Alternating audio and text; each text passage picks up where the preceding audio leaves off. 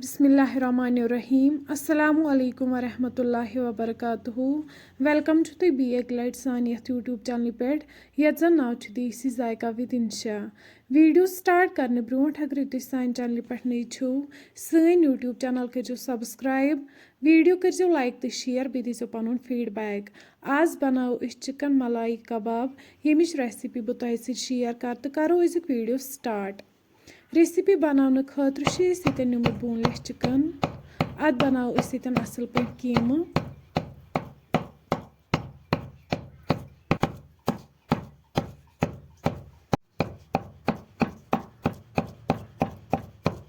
तुम हेकियो यतन वचित चिकन कीमा यतन बिल्कुल तैयार अम पत करो वन अत मज सब्ज मरचांगन ऐड बे करो अत मज नून चमच अख ऐड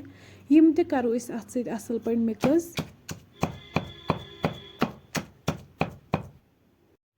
यम गई असल पे मिक्स अम पत कड़ो वन अक्स प्लेटस मज नबर दिमहस अड़िस घंटस रेस्ट अड़ गंट बाद बनाओ वन यमन यथ मंज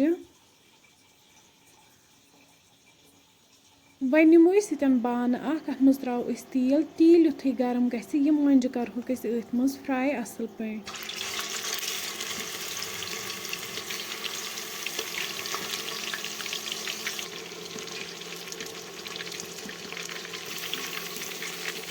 अक साइड युथे फ्राई गन वन करहोक बी साइड ते असल पे फ्राई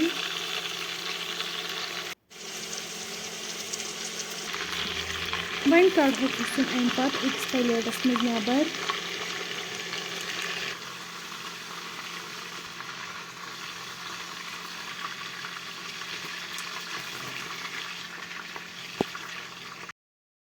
अम पत निमो वन अथ बानस मज गेव चमच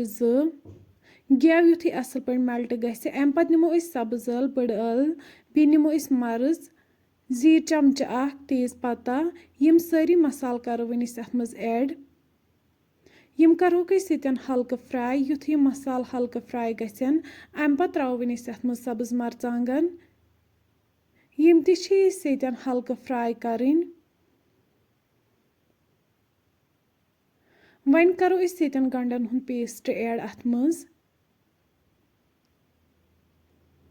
बे त्रो वन अत मज रुहन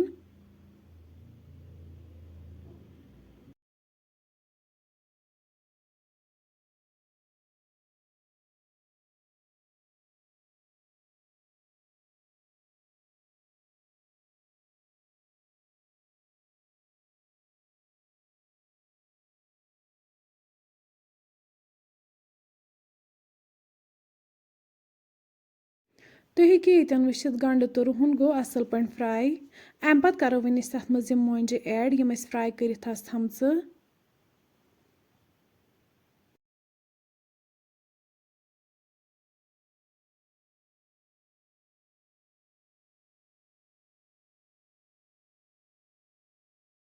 वन करो यतन जामुत दोध 2 कप ऐड अत मज वन प्राड़ो तीस कालस तथ ग्रेख यी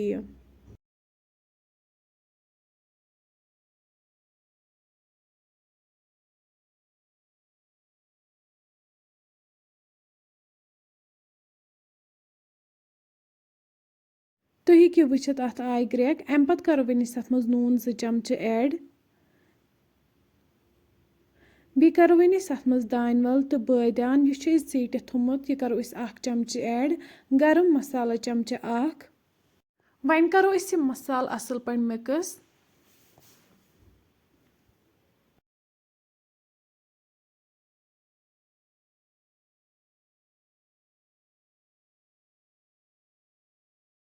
वन थो अत पे ठांड तीस कालस अमिच ग्रेवी कम गि यप निमित बादम 5-10 अमन बनाओ अत स्मूथ पेस्ट तुम हेकियो वुचित यमिच ग्रेवी कम गमज अम पत करो वन बादमन हुंद पेस्ट अथ ऐड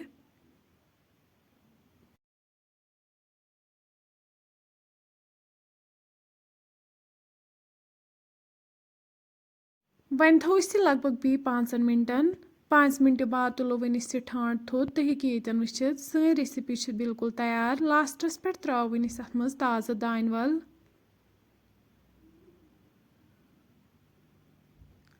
करो यतन असल पे मिक्स अत सत